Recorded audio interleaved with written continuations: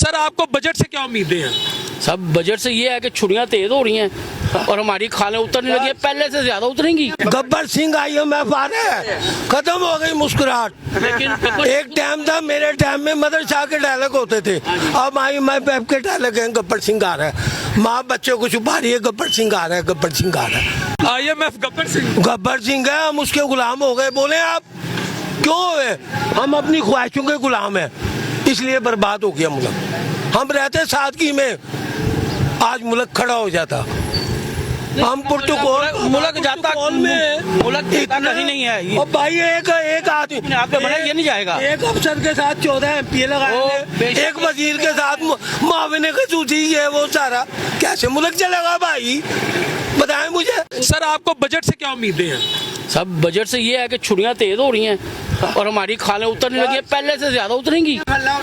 Sir ਤੁਹਾਡੇ ਲਵ ਕਰਨ ਵਾਲੇ ਆ ਗਏ ਨੇ ਉੱਤੇ ਉਹਨਾਂ ਨੇ ਕਿਹਾ ਉਹ ਬਜਟ ਸਾਡੇ ਲਵ ਕਰਨ ਵਾਲੇ ਠੀਕ ਹੈ, ਅਸੀਂ ਲਵ ਕਰਨੇ ਆ ਨਾਲ, लेकिन ਇਹ ਤਾਂ ਨਹੀਂ ਨਾ कि ਸਾਨੂੰ ਤੁਸੀਂ ਵੱਢੀ ਜਾਓ।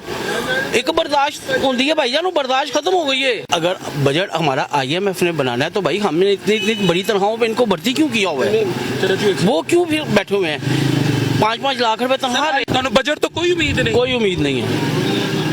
ਤੇ ਬਜਟ ਦੀ ਰਾਤ ਅਗਰ ਲੋਕਾਂ ਨੇ ਮਠਾਈਆਂ ਵੰਡੀਆਂ फिर जनाब तुम 1 किलो मिठाई मेरे लिए ले आना, मैंने शुगर है मैं खा नहीं सकता, इस करके कह रहे तुम लेके आना। हमेशा उम्मीद होती है लेकिन उस पर इम्प्लीमेंट करने वाला कोई नहीं है।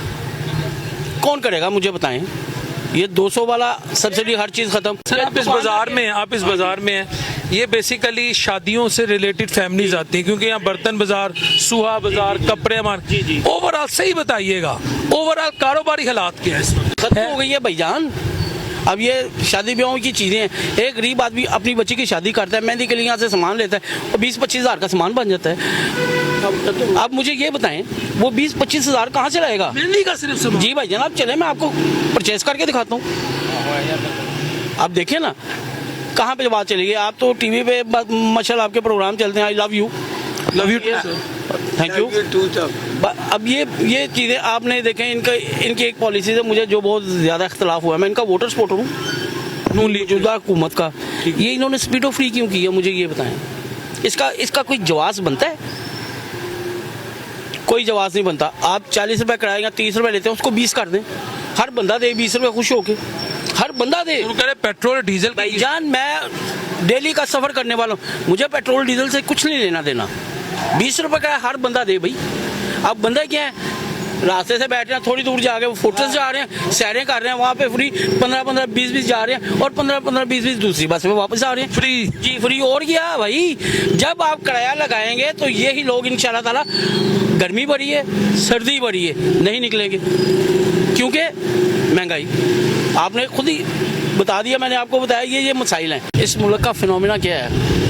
अब देखें गरीब आदमी के पास खाने को कुछ नहीं है। असल आप टॉपिक पे आए ना? जी गुर्बत पे आए, आपको पता लगे आटे दाल दाने के भाव को आपको पता लग जाएगा भाई क्या दाम है। जिस गरीब की 20,000 तनख्वाह होगी और कहाँ से वो बच्चे पालेगा और कहाँ वो बच्चों को पढ़ा पाएगा? मुझे इस बात का आप जवाब दें। कर सकेगा? नहीं, 20,000 में नहीं बच्चे पाले जाते। अब आप किसी भी मार्केट में चले जाएं, अगर गवर्नमेंट ने ऐलान किया ना कि जी चीनी 180 रुपये किलो, हमने कोशिश करनी है 200 रुपये दें। हम खुद बहुत बड़े डाकू हैं, सीधी बात।